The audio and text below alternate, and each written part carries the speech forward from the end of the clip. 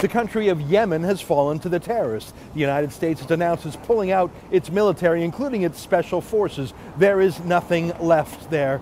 It will fall in a matter of days. It's reminiscent of the 1975 hasty evacuation of Saigon in South Vietnam. This iconic photograph showing people streaming to get onto the helicopters literally minutes or hours ahead of the Viet Cong. Well, that is the state of Obama's foreign policy. Ironically, it was just a few months ago that Obama said Yemen was the highlight, the centerpiece of how his policy works. Here's Obama bragging about it from the White House. This counterterrorism campaign will be waged through a steady, relentless effort to take out ISIL wherever they exist using our air power and our support for partners' forces on the ground. This strategy of taking out terrorists who threaten us while supporting partners on the front lines is one that we have successfully pursued in Yemen and Somalia for years.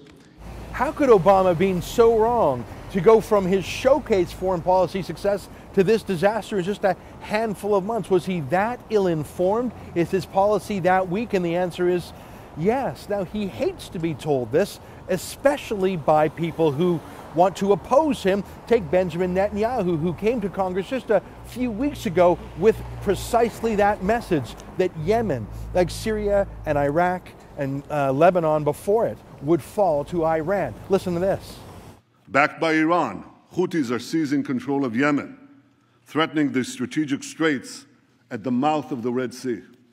In the Middle East, Iran now dominates 4 Arab capitals: Baghdad, Damascus, Beirut, and Sana'a. And if Iran's aggression is left unchecked, more will surely follow. That's the thing. Yemen isn't falling to no one.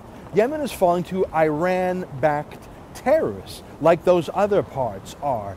And Obama doesn't care. In fact, he's more angry at Netanyahu pointing this out than he is as the actual fact of the news itself. See, Obama is desperate for some sort of foreign policy legacy, and he's desperate to cut a deal with Iran, so desperate that he's willing to sign a nuclear agreement with them that will not stop them from building nuclear weapons, despite the fact that Iran's supreme leader repeatedly disparages America, threatens war, says death to America. Here, look at some of his Twitter tweets. I know it's funny to quote a dictator's tweets, but Obama will not hear that Iran is an enemy. Despite Yemen falling to Iran, Obama doesn't care. It's the Persian holiday of Nowruz, and Obama actually recorded a message, not to Persians in America so much as Persians in Iran. It was subtitled in Farsi. Some of it was about the religious holiday, but most of it was about trying to do a deal with Iran. Listen to this fantasyland make-believe. Just listen to this. Just over a year ago, we reached an initial understanding regarding Iran's nuclear program, and both sides have kept our commitments. Iran has halted progress on its nuclear program and even rolled it back in some areas. And there are people in both our countries and beyond who oppose a diplomatic resolution. My message to you, the people of Iran, is that together we have to speak up for the future we seek. Iran's supreme leader, Ayatollah Khamenei, has issued a fatwa against the development of nuclear weapons.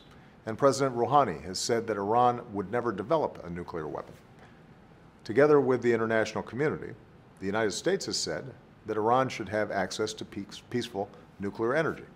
Did you get that? Barack Obama actually trusts the words of Iran's leader, its dictator and its so-called president, that they swear on a stack of Korans they'll never build a nuclear bomb, even while they say death to America, death to Israel. That is how self-deluded it is. No wonder, as reported on the front page of New York Times, Obama is so furious with Israel because Israel refuses to go quietly to its death, as so many Jews did in the Holocaust. Israel insists on living, even if that's going to be quite a problem for Barack Obama.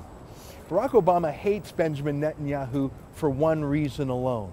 Netanyahu is the one man standing shouting "stop" at Obama, and Obama does not want to stop. For TheRebel.media, I'm Ezra Levant.